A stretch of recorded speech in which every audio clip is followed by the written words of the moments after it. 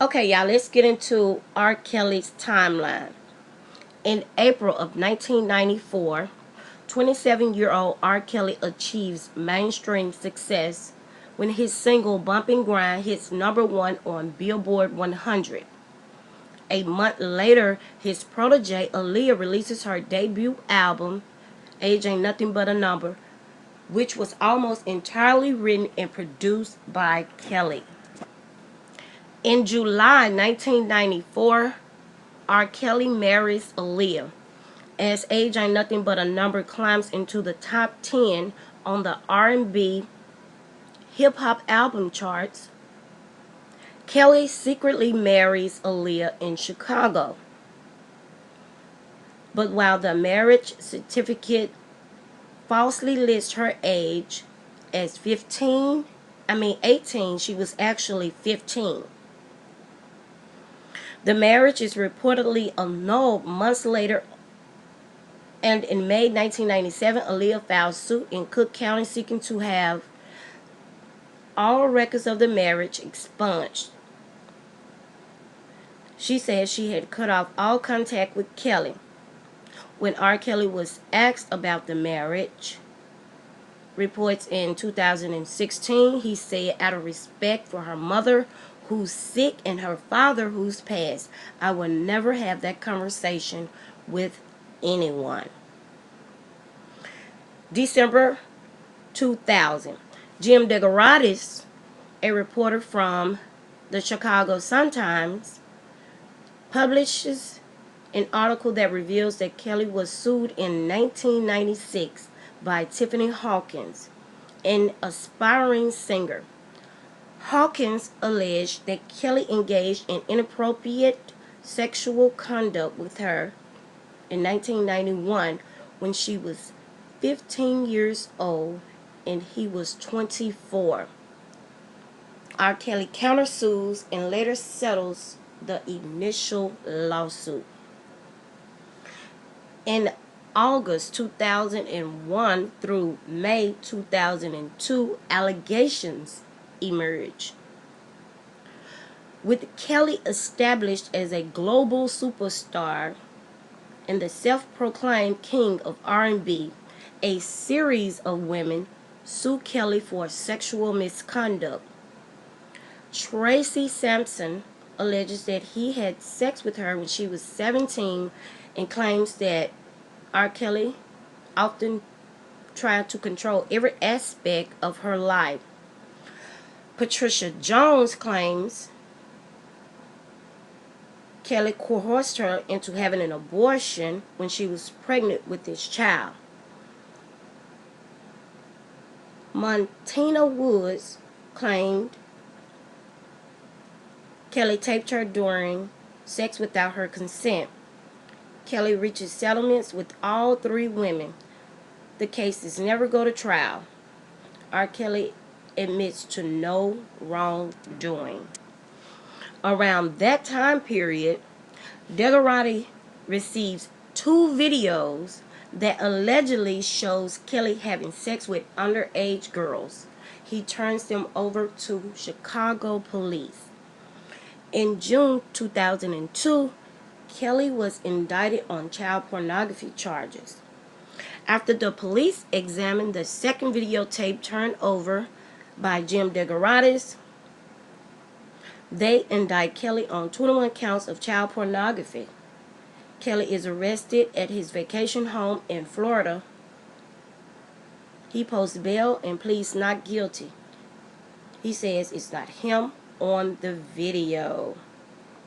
In July 2003, R. Kelly was arrested in Miami.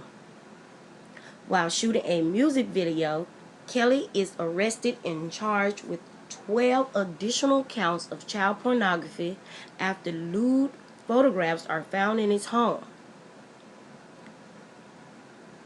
But 2 months later, a Florida judge says the photographs were illegally seized and those charges were dropped. In February 2003, Kelly returns to the top of the charts. Kelly releases his fifth album, Chocolate Factory, which features the single Ignition remix. Chocolate Factory debuts at #1, selling over 532,000 copies in its first week of sales. In 2003 to 2008, delays and postponements. A series of improbable events causes the trial to drag on for years. In 2006, Judge Vincent Gaughan falls off a ladder and sustains injuries. The following year, R. Kelly undergoes emergency surgery for a burst appendix, and the lead prosecutor gives birth, leading to more delays. A trial date is set for September, but Gaughan postpones it once again. In July 2008, Kelly was found not guilty. After one day of deliberations, R. Kelly is found not guilty on all counts. The girl believed to be on the tape refuses to testify, and jurors say that they cannot be certain of her identity. In 2009 to 2017, R. Kelly continued his success. R. Kelly's career continues in full force. 3 more albums hit #1 on the Billboard 200, and he is asked to perform at major stages and events, including Whitney Houston's memorial service, the 2010 World Cup, the 2011 Grammy Gala, and Coachella 2013. He releases an autobiography in 2012. In July 2017, BuzzFeed publishes and expose. Jim DeGaratis publishes another investigation into Kelly's wrongdoings, this time on BuzzFeed, which alleges that Kelly is keeping women against their will in an abusive cult. The women interviewed, described as former members of Kelly's inner circle, say that Kelly lives with 6 women, controls every aspect of their lives, dictating what they eat, how they dress, when they bathe, when they sleep, and how they engage in sexual encounters that he records. Kelly's attorney says that the singer denies such accusations. Jocelyn Savage, a woman whose parents told the police that she is being held captive, releases a video on TMZ in which she denies being held against her will. The Peace Spawns, an activist, hashtag Mute R. Kelly online as the Me Too movement picks up the steam. In May 2018, another lawsuit. Faith Rogers files a lawsuit against R. Kelly in New York that accuses the singer of sexual battery. She later says that Kelly tried to silence her through threats of retaliation. A R. Kelly concert at the University of Illinois in Chicago was canceled due to protests, and his music is removed from Spotify's playlist. The following month, he releases a 19-minute song called I Admit, in which he denies many of the accusations against him. In January 2019, Surviving R. Kelly was released. Surviving R. Kelly, a 6-hour docuseries on Lifetime, explores allegations against Kelly stretching back to the early 1990s. More than 50 interviews are conducted with siblings, journalists, and accusers who say that they were lured into sexual relationships with Kelly as underage girls and mentally and physically abused by him. The series prompts Kim Foxx, the Cook County State's attorney, to make a public plea for accusers to come forward. Amidst protests, both online and in person, Kelly is dropped by Sony Music. Kelly's attorney denies the claims in the documentary, saying that it didn't ever happen. In February 2019, Kelly was indicted again. Kim Foxx indicts R. Kelly on 10 counts of aggravated criminal sexual abuse in connection with 4 women, 3 of them underage. The lawyer, Michael Avenatti, says he turned in another tape to Kim Foxx in which Kelly allegedly sexually assaults a minor. R. Kelly was arrested and then released on a $100,000 bond. He pleads not guilty to the charges. In March 2019, public denial and a re-arrest. In an interview with Gayle King on CBS This Morning, which aired March 6, R. Kelly jumps out of his seat, screams and curses, yelling, "I've been assassinated, and I'm fighting for my fucking life." The next day, CBS airs King's interview with 2 women who live with R. Kelly. That would be Joycelyn Savage and Azriel Clary. They deny that they are being held against their will and denounce their parents, who believe they are being brainwashed. R. Kelly himself is in the room for the interview, according to Gayle King. The day that the first part of the interview airs, R. Kelly is arrested again for failing to pay his ex-wife more than $160,000 in child support. The same day, Detroit authorities opened an investigation into a woman's claims that Kelly had sex with her in 2001 in Detroit when she was 13 years old. In May 2019, more charges.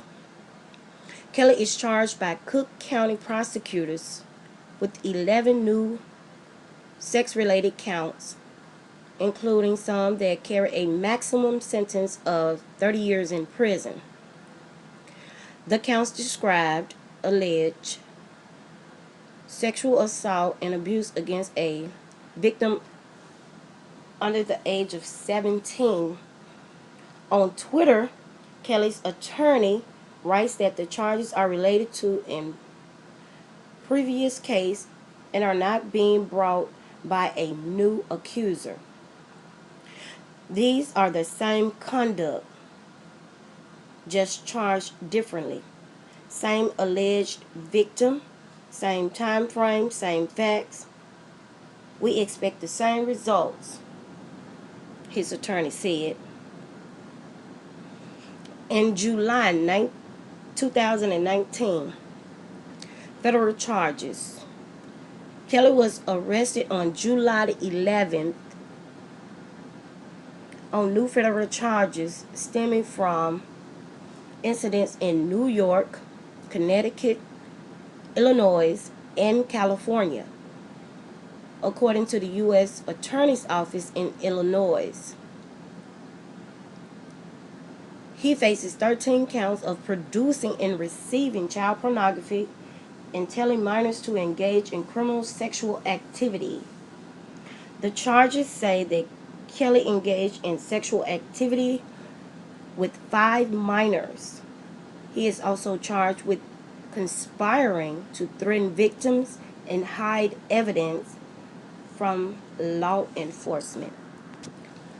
On Tuesday, July 16th, United States District Judge Harry Lember or Lemweber ordered Kelly to be held without bond after federal prosecutors said that if he was released, he might try to flee and that he was a risk to minors. Assistant United States Attorney Angela Krull reportedly told the judge Kelly was in extreme danger to the community, especially minor girls.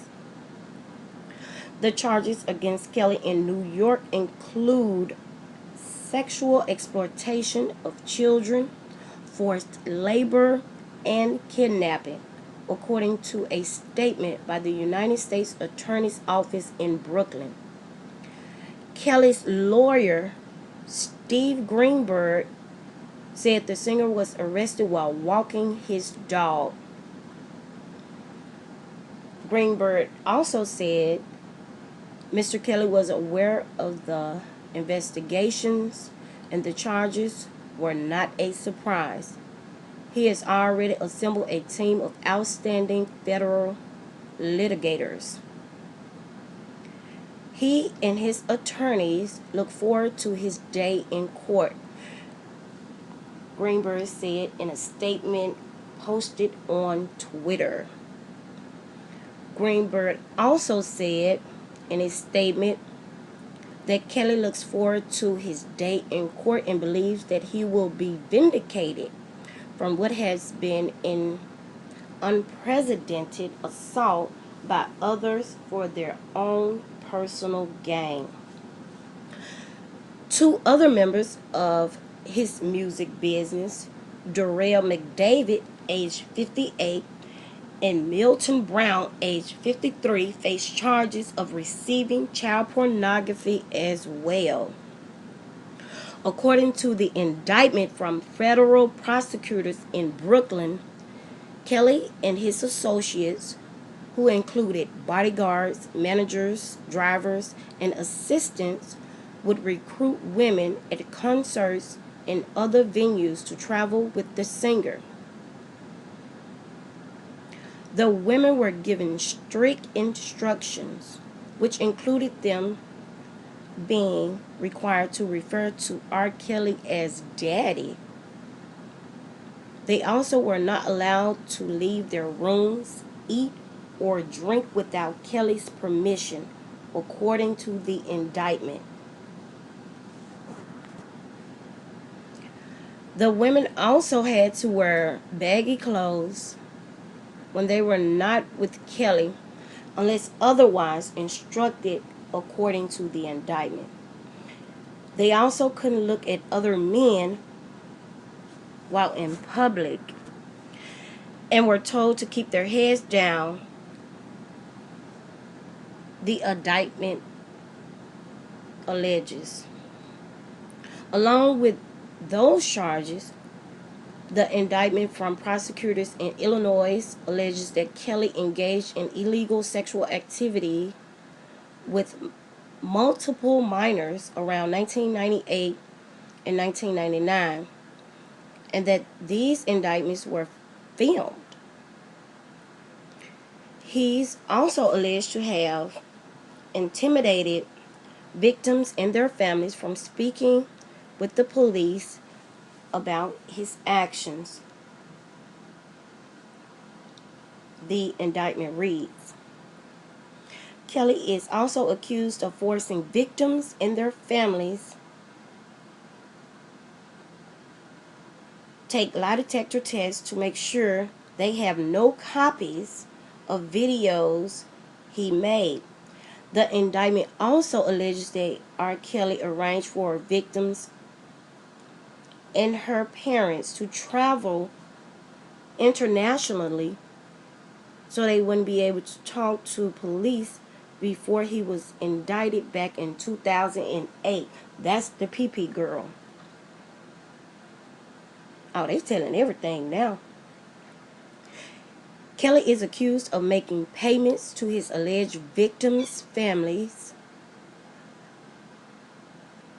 that estimated to be over $100,000. The indictment reads,